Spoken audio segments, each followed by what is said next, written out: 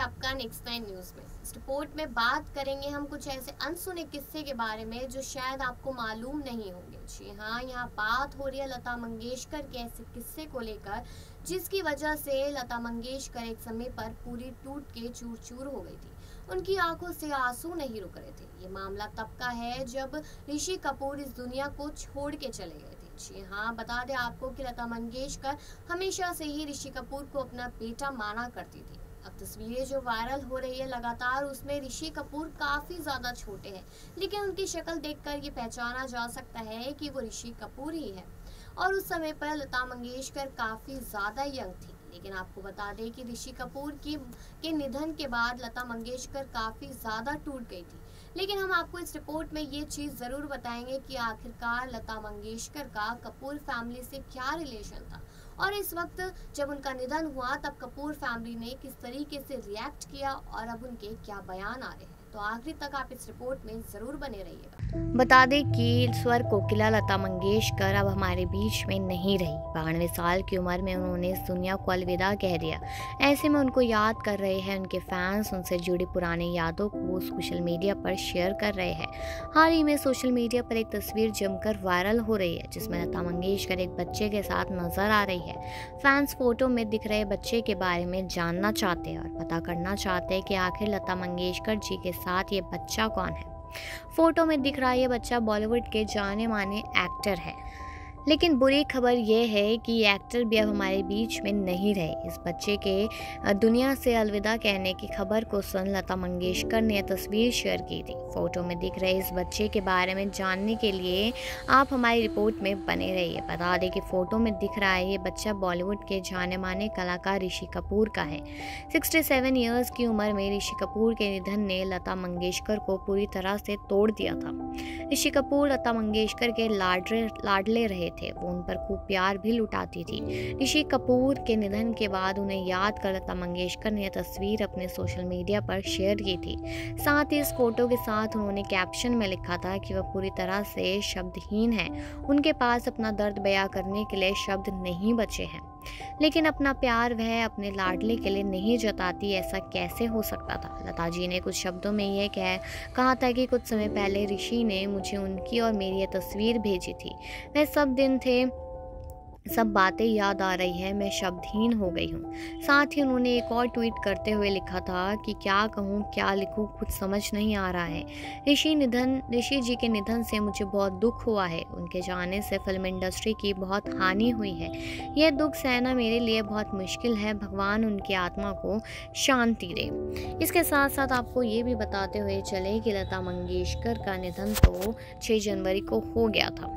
उन्हें इसी साल जनवरी महीने की शुरुआत में कोविड पॉजिटिव हो गई थी और बाद में मुंबई के ब्रिच कैंडी अस्पताल में भर्ती किया गया था। स्थिति में सुधार नहीं होने के बाद वह हफ्तों से आईसीयू में थी। 4 रविवार सुबह 8:12 पर 92 ईयर्स की उम्र में उन्होंने अंतिम सांस ली। मुंबई के ब्रिच कैंडी अस्पताल के डॉक्टर प्रतीक समदानी ने लता मंगेशकर के निधन की सूचना देते हुए बताया कि आज सुबह 8:12 पर लता दीदी यानी कि 6 तारीख को उनका निधन हो गया है। उनके शरीर के कई अंग खराब हो गए थे।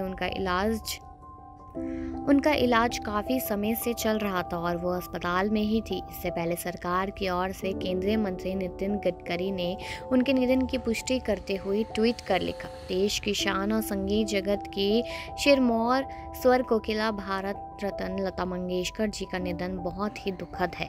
पुण्यात्मा को मेरी भावभीनी श्रद्धांजलि। उनका जाना देश के लिए अपूर्णीय क्षति है। वे सभी संगीत साधकों के लिए सदैव प्रेरणा ही रही थी। महान राष्ट्रीय गायिका लता मंगेशकर ने भारत में फिल्म संगीत को एक नई परिभाषा दी थी। उन्हें स्वर सामग्री और भारत की सुर कोकिला कहा जाता था। आपको साथ साथ ये भी बता देते हैं कि ऐसी बातें भी सामने आई हैं कि लता जी को पहले भी ख़त्म कर देने की कोशिश की गई थी। बात साल 1943 से 44 के आसपास की है। कोल्हापुर के एक फिल्म की शूटिंग चल रही थी और इस वक्त की मशहूर गायिका नूरजहां अपने गानों की रिकॉर्डिंग के लिए वहां आई थी। उसी फिल्म में एक छोटी बच्ची भी रोल कर रही थी।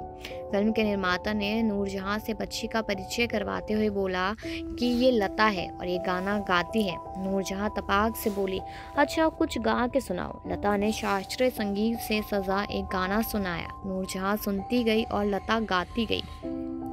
बच्ची के गाने से खुश होकर नूरजहां बोली कि बहुत अच्छा गाती है, बस रियाज करती रहना, आगे जाओगी। रोजी रोटी के लिए फिल्मों में छोटे मोटे रोल करने वाली ये बच्ची आगे चलकर शुरू की मल्लिका लता मंगेशकर बनी। यह गीत का निर्देशक गुलजार की कही एक बात याद आती है कि लता सिर्फ एक गायिका नहीं है, वो हर हिंदुस्तानी के रोज़मर्रा की जीने के हिस्सा बन चुकी थी। गायिका के अलावा लता की शख्सियत के कई पहलू थे जिनके बारे में लोग कम जानते हैं। मसलन लता मंगेशकर का आनंद घन नाम के संगीत निर्देशक से करीबी रिश्ता। आनंद घन के 60 के दशक में 4 मराठी फिल्मों के लिए म्यूजिक दिया। ये व्यक्ति कोई और नहीं बल्कि लता मंगेशकर खुद थी, जो नाम बदलकर संगीत देती थी। 1950 में उन्होंने अपने असली नाम तले भी एक मराठी फिल्म का संगीत दिया था, राम राम पहुड़े। लेकिन ये सिलसिला ज़्यादा नहीं चला। मराठी फिल्म आदि मानस को सर्वश्रेष्ठ संगीत का पुरस्कार मिला था, लेकिन लता मंगेशकर अपनी सीट पर शांत बैठी थी।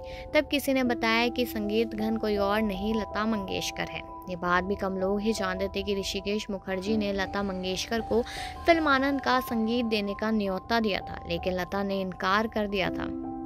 लेखिका नसरीन मुन्नी ने भी कुछ खुलासे किए थे। उसी किताब में गाने की रिकॉर्डिंग का जिक्र करते हुए लता बताती थी कि 1962 में मैं 1 महीने के लिए बीमार हो गई थी। मेरे पेट का एक्सरे किया गया और मुझे बताया गया कि मुझे धीमा जहर दिया गया है। हमारे घर पर एक ही नौकर था जो खाना बनाता था। उस दिन वो नौकर बिना बताए निकल गया, पैसे भी नहीं लिए। तब हमें लगा कि किसी ने उसे हमारे घर पर रखवा दिया था। हम नहीं जानते वो कौन था। 3 महीने तक मैं बिस्तर पर थी। तब मजरूर साहब ने मेरी मदद की। वो शाम को घर आते और 3 महीने तक सिलसिला जारी रहा। मैं जो खाती वो भी वही खाते थे। संगीत की दुनिया में लता के इस सफ़र का अंजाम भले ही कामयाबी की बुलंदियों को छूने पर हुआ हो, लेकिन आगाज संघर्ष, तिरस्कार और तकलीफ़ों से भरा रहा था। इसलिए हमेशा से लता मंगेशकर यही कहती हुई सुनाई देती थी कि मुझे दोबारा जन्म नहीं चाहिए, और लता मंगेशकर वाला जन्म तो बिल्कुल भी नहीं चाहिए। लेकिन अब आपको ये बता दें कि अब तस्वीरें भी लगातार वायरल होती जा रही है अलग अलग चीज़ों की, जहाँ पे अमिताभ बच्चन की बात हो, ऋषि कपूर की हो, नरेंद्र मोदी की हो, गुलजार की हो, यहाँ तक कि दिलीप कुमार और साथ ही साथ धर्मेंद्र की हो। हर किसी से उनका खास और अटूट रिश्ता था। वो हर किसी की बहन और उनका हर कोई भाई ही कहलाता था, और ये रिश्ता बहुत ही पवित्र हुआ करता था। लेकिन भाई ये तो आपने जाना ही कि किस तरीके से जब निधन हुआ था तो उस समय पे रणबीर कपूर वहाँ पर पहुंचे थे। नीतू कपूर का भी उस पर रिप्लाई ज़रूर आया था, और साथ ही साथ बहुत सारे नेता से लेकर अभिनेता तक वहाँ पर पहुंचे थे। लेकिन कहीं ना कहीं उनके परिवार को ऋषि कपूर की जो कमी थी वो महसूस ज़रूर हो रही थी। लेकिन जब लोग रोए थे, जब उनकी फैमिली वहाँ पर रोई थी, तो लता मंगेशकर के साथ साथ ऋषि कपूर को याद करके भी उन्होंने आंसू बहाए थे। लेकिन आपको पूरी रिपोर्ट में ऋषि कपूर और साथ ही साथ लता मंगेशकर के रिश्ते पर कैसा लगा है, ये कमेंट सेक्शन में ज़रूर बताएं, और बाकी खबरों के लिए बने रहिए नेक्स्ट टाइम।